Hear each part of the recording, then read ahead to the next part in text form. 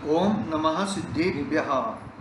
नमो अरिहन्तां, नमो सिद्धाणं, नमो आयर्याणं, नमो उवच्छायाणं, नमो लोये सौवसावणं।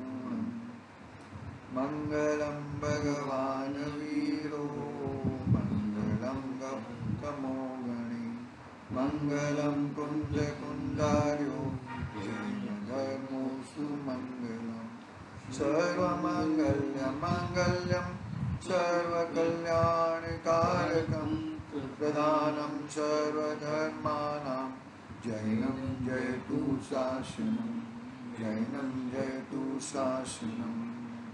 नमः श्रीवर्धमानाय निर्दुर्गमकलिलात्मने चालोकानं त्रिलोकानं यद्विद्या तर्पणयति।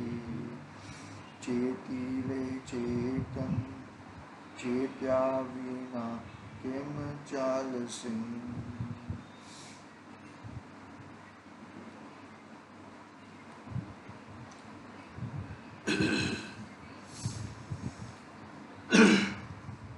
रत्नाकरण सावकाचार आचार्य समुद्रभद्र देवदार रचित ये रत्नाकरण सावकाचार महान चरणान योग का ग्रंथ अपने सामने विराजमान है।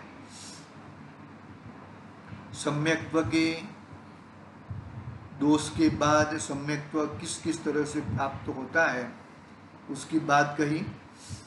लास्ट में 5 लब्धियों की बात कही, करण लब्धि के भी 3 भेद कहे। उसके बाद उपशम सम्यक्त्व, अभी उपशम सम्यक्त्व की चर्चा कर रहे हैं आचार्य देव। देखो क्या कहते हैं कि सम्यक्त्व की प्राप्ति कैसे हुई कि 4 लब्धियां, कौन कौन सी 4 लब्धियां? शौक्षमिक लब्धि, विशुद्धि लब्धि, देशना लब्धि और प्रायोग लब्धि, फिर करण लब्धि। तो ये 4 लब्धियां तो अभव्य को भी प्राप्त हो सकती है, भव्य को भी हो सकती है और अभव्य को भी हो सकती है, लेकिन अभव्य को करण लब्धि प्राप्त नहीं हो सकती। इसका मतलब अभव्य को सम्यक्त्व की प्राप्ति नहीं हो सकती। और जो जीव प्रायोग लब्धि में आगे जिसको अंतर्मुहूर्त में सम्यक्त्व की प्राप्ति होने वाली है वही जीव को करण लब्धि की प्राप्ति होती है, बरोबर है। यानी कि उपशम सम्यक्त्व जिसको प्राप्त हुआ है वो अनिवृत्तिकरण, करण लब्धि के 3 भेद कहे ना, अधःकरण, अपूर्वकरण और अनिवृत्तिकरण। यानी जिसको उपशम सम्यक्त्व की प्राप्ति हुई है वो अनिवृत्तिकरण लब्धि पार होके आया है। आई बात समझ में? समझ में आई कि नहीं बात? सम्यक्त्व की प्राप्ति, पहला सम्यक्त्व कौन सा? उपशम सम्यक्त्व, बाद में मिश्र यानी कि क्षयोपशमिक सम्यक्त्व और तीसरा क्षयिक सम्यक्त्व। तो प्रथम उपशम सम्यक्त्व जिसको प्राप्त हुआ है वो अनिवृत्तिकरण लब्धि को पार करके आया है, बरोबर। देखो पढ़ते हैं हम यहां से उपशम सम्यक्त्व क्या क्या है, क्या कैसा है। देखो पढ़ते हैं उपशम सम्यक्त्व। यहां यह कहना चाहते हैं कि अनिवृत्तिकरण के अंतिम समय में दर्शन मोहनीय तथा अनंतानुबंधी चतुक्ष, अनंतानुबंधी क्रोध, अनंतानुबंधी मान, अनंतानुबंधी माया, अनंतानुबंधी लोभ। तो वो अनंतानुबंधी चतुक्ष प्रकृति योग के प्रकृति, प्रदेश, स्थिति और अनुभाग बंध के 4 भेद है। कौन से भेद हैं? प्रकृति, प्रदेश, स्थिति और अनुभाग। प्रकृति और प्रदेश से कोई मतलब नहीं है, कौन से प्रदेश में क्या बंद देगा, प्रकृति किस टाइप का बंद होएगा, इससे कोई प्रॉब्लम नहीं है। प्रॉब्लम स्थिति और अनुभाग, कितनी स्थिति के लिए बंद आएगा। मोहनीय कर्म का स्थिति कितनी है? 70 कोड़ाकोड़ी, 70 कोड़ाकोड़ी सागर, इतनी स्थिति का बंद बन सकता है मैक्सिमम। तो एक समय में ऐसा दर्शन मोहनीय है तो दूसरा समय में दूसरा, तो निरंतर इसे 70 कोड़ाकोड़ी सागर का बंद होते रहता है। तो क्या कहा यहाँ पर? अनिवृत्तिकरण के अंतिम समय में दर्शन मोहनीय तथा अनंत अनुबंधी चतुष्ट प्रकृतियों के प्रकृति, प्रदेश, स्थिति और अनुभाग का सब प्रकार से उदय होने की अयोग्यता रूप उपशम होने से तत्वार्थों के श्रद्धानुरूप निश्चय सम्यक दर्शन को पाकर औपशमिक सम्यक दृष्टि होता है। क्या क्या क्या क्या चला जाता है, क्या क्या चला जाता है, बोलो।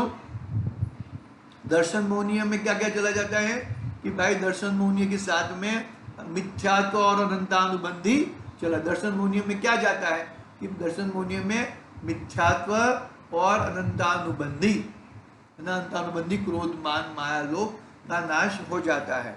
कैसे नाश होता है कि अपने तत्वार्थ सिद्धांत से, अपना जीव का सिद्धांत से, अपने देखो तत्वार्थों के सिद्धांत रूप निश्चय सम्यक दर्शन को पाकर औपशमिक सम्यक दृष्टि होता है। वहां प्रथम समय में तो द्वितीय अवस्था में रहता हुआ मिथ्यात्व के द्रव्य को स्थिति कांडक अनुभाग कांडल घात बिना ही गुण संक्रमण का भाग मिलाकर मिथ्यात्व के द्रव्य के तीन भाग, मिथ्यात्व जो होता है ना उसके तीन भाग पड़ते हैं। कौन से? मिथ्यात्व, सम्यक मिथ्यात्व और सम्यक मोहनीय कर देता है। क्या कहा? मिथ्यात्व दर्शन मोहनीय के तीन भेद है। कौन से? मिथ्यात्व, सम्यक मिथ्यात्व और सम्यक मोहनीय। ऐसा तीन मिथ्यात्व के तीन टुकड़े कर देता है। पहला मिथ्यात्व भाग जाता है, फिर मिश्र रहता है और फिर सम्यक मोहनीय यानी कि जो श्रद्धा गुण था वो सही मायने में सही तरीके से श्रद्धा कर रहा है। पहले उल्टी श्रद्धा कर रहा था, अभी सही श्रद्धा कर रहा है। भावार्थ, अनादि काल का दर्शन मोहनीय कर्म एक रूप था, उसका द्रव्य करणों के प्रभाव से तीन प्रकार शक्ति रूप अलग अलग हो जाता है। इस प्रकार मिथ्या दृष्टि के सम्यक्त होने का कारण पांच लब्धियों का स्वरूप संक्षेप में कहा है। आगे कह दिया, क्या कहा? अनादिकाल से, कब से हम अनादिकाल से दर्शन मोहनीय में ही है, यानी कि मिथ्या दर्शन में ही है। दर्शन मोहनीय कर्म रूप एक रूप था, उसका द्रव्य करणों के प्रभाव से, कौन से करणों? करण के तीन भेद गए ना, अधःकरण, अपूर्वकरण और अनिवृत्तिकरण। करणों के प्रभाव से तीन प्रकार की शक्ति रूप अलग अलग हो जाते हैं। उस प्रकार मिथ्या दृष्टि को सम्यक होने का पांच लब्धियों का स्वरूप संक्षेप में कहा है। इस तरह पांच लब्धि का स्वरूप संक्षेप में कहा है। उपशम, अभी वो उपशम सम्यक्त्व की बात पूरी हुई। अभी क्षोपशम सम्यक्त्व यानी कि वेदक सम्यक्त्व, दूसरा नाम कहा है वेदक सम्यक्त्व। आगे, उस उपशम सम्यक्त्व के रहने का जगन्य कम से कम काल तथा उत्कृष्ट अधिक से अधिक काल अंतर्मुहूर्त तक ही है। उपशम सम्यक्त्व जब रहता है वो एक अंतर्मुहूर्त से ज्यादा रह सकता नहीं है। अंतर्मुहूर्त के ज्यादा रह गया तो वो क्षोपशम सम्यक्त्व हो जाता है। तो क्या कहा है यहाँ पर देखो, उस उपशम सम्यक्त्व के रहने का जगन्य यानी कि कम से कम काल तथा उत्कृष्ट अधिक से अधिक, कम से कम तो एक समय का भी होता है और उत्कृष्ट अधिक से अधिक काल अंतर्मुहूर्त तक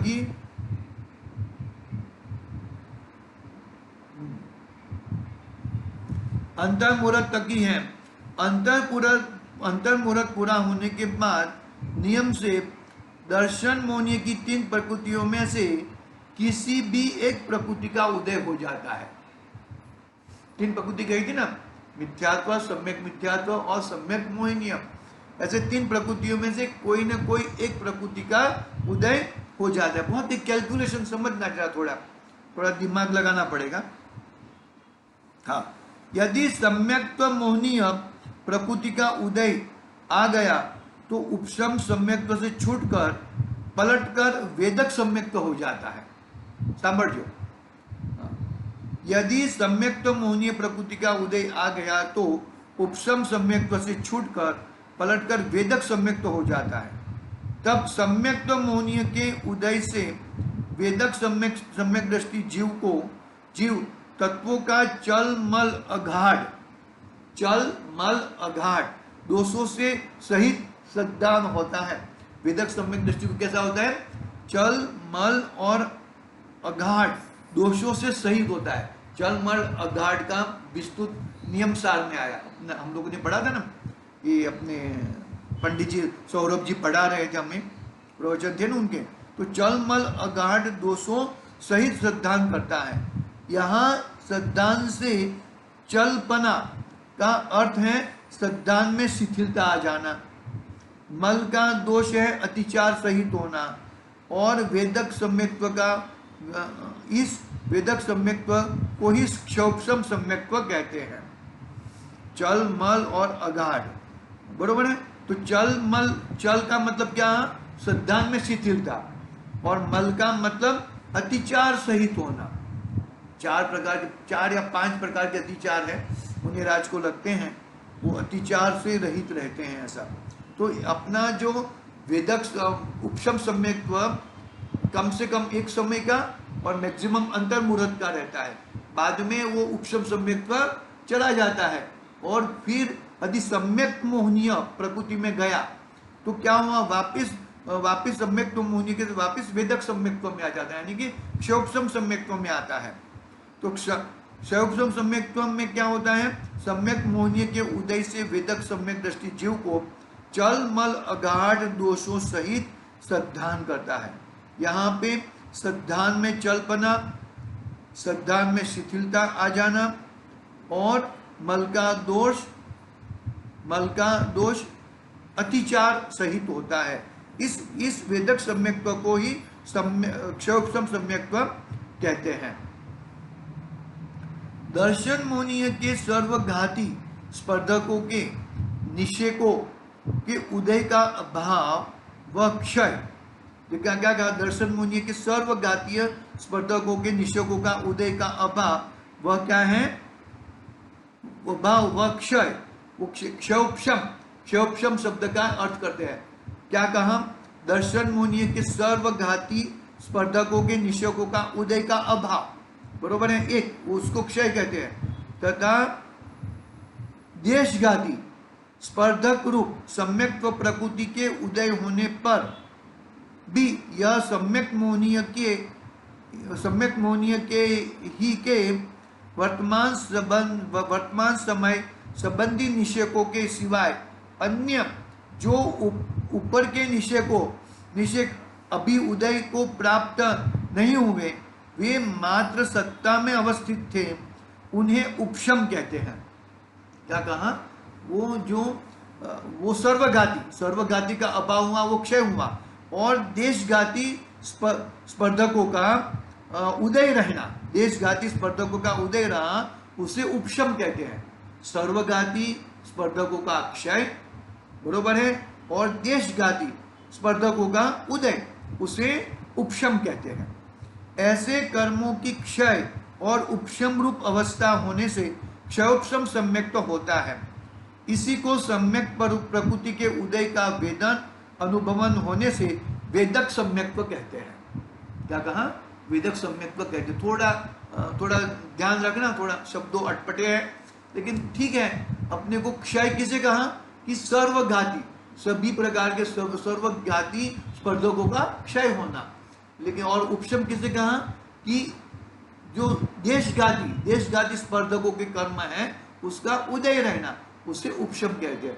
क्षय उपशम निरंतर चालू रहता है। यदि उपशम सम्यक्त्व का अंतर्मुहूर्त समय पूरा होने के बाद सम्यक मिथ्यात्व प्रकृति का उदय गया तो मिश्र गुणस्थान में आता है। इसमें आता है मिश्र, यानी कि मिश्र गुणस्थान में, यानी कि मिश्र गुणस्थान में, सासाधन गुणस्थान, मिश्र गुणस्थान, बरोबर है। तो इस जीव को तत्व अतत्व दोनों का मिला हुआ मिश्र सिद्धांत होता है। दूसरे मिश्र गुणस्थान, बरोबर है, तत्व और अतत्व का दोनों का मिला हुआ सिद्धांत होता है।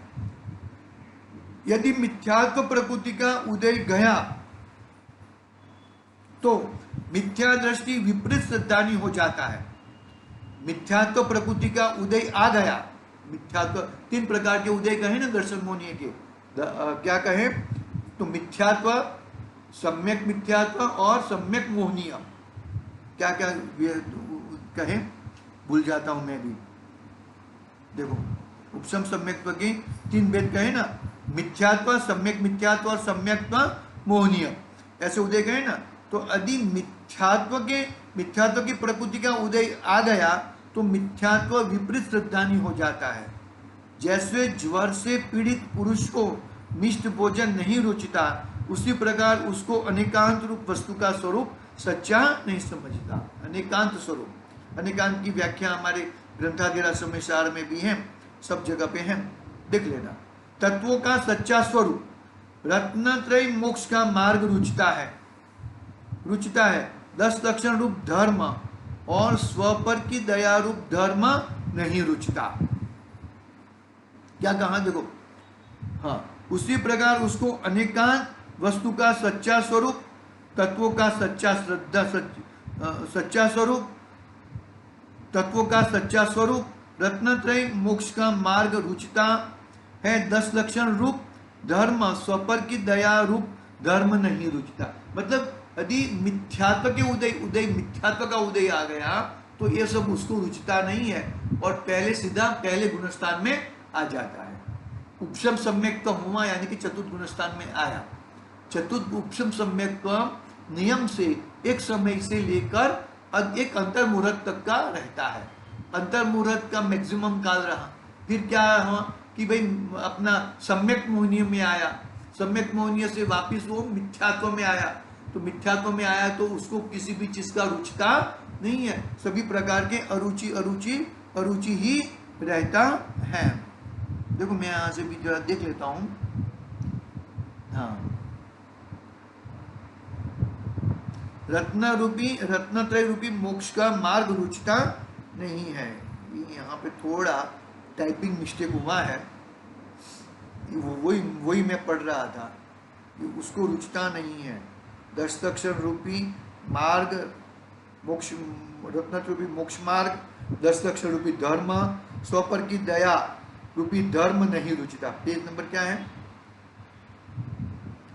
63 नंबर। हाँ, यदि उपशम सम्यक्त्व के अंतर्मुहूर्त के काल में कम से कम एक समय तथा अधिक से अधिक 6 आवली अवशेष रहने पर अनंतानुबंधी क्रोध, मान, माया, लोभ में से किसी भी एक का उदय हो जाए तो सम्यक्त्व छूटकर जीव सासादन गुणस्थान यानी कि दूसरे नंबर के गणास गुणस्थान में आ जाता है। यहाँ पर वह एक समय से लगाकर 6 आवली तक रहकर नियम से मिथ्या दृष्टि हो जाता है। समझ में क्या हुआ? प्रायोगलब्धि में आया, प्रायोगलब्धि से लेकर मानो कि एक अंतर मुहूर्त में सम्यक्त्व की प्राप्ति की योग्यता है तो करणलब्धि में आता है। अनिवृत्तिकरण में से उपशम सम्यक्त्व की प्राप्ति हुई। उपशम सम्यक्त्व की क्या है? उपशम सम्यक्त्व का समय कितना? एक समय का कहा, एक समय से मैक्सिमम एक अंतर मुहूर्त का कहा। एक अंतर मुहूर्त में से वापिस वो पलटकर मिश्र यानी कि वेदक सम्यक्त्व में जाता है। कौन सा? मानो कि सर्वघाती स्पर्धकों का क्षय, वो क्षय, और देशघाती स्पर्धकों का उदय, वो उपशम। तो ऐसे क्षय उपशम होता है।